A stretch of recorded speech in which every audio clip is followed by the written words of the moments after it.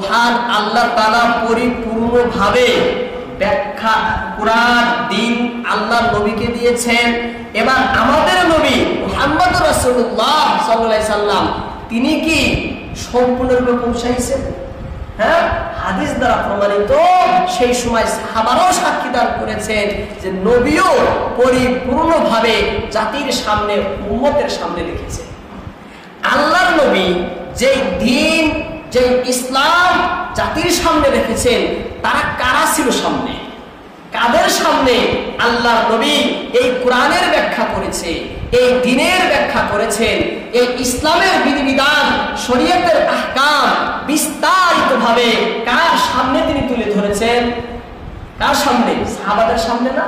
তারা ছিলেন সাহাবা, তারা ছিলেন আল্লাহর পক্ষ থেকে নির্বাচিত, তারা ছিলেন আল্লাহর পক্ষ থেকে মুনতাখাব, তারা ছিলেন আল্লাহর পক্ষ থেকে নির্ধারিত।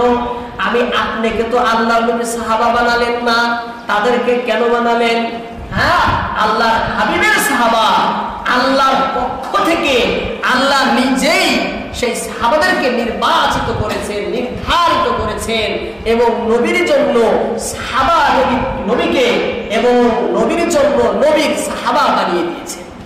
আল্লাহর পক্ষ থেকে নির্বাচিত না, আল্লাহর পক্ষ থেকে নির্বাচিত। এবার আল্লাহর নবী এই কোরআন হাদিস পুরা দিন ইসলাম পরিপূর্ণ ব্যাখ্যা সাহাবাদের সামনে তো রেখেছেন।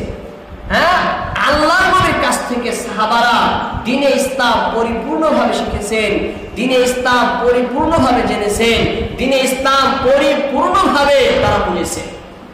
বুঝানোর পরে এবার তারা জাতির সামনে সেই ব্যাখ্যা সেই ইসলাম রাখছেন কি রাখছেন না?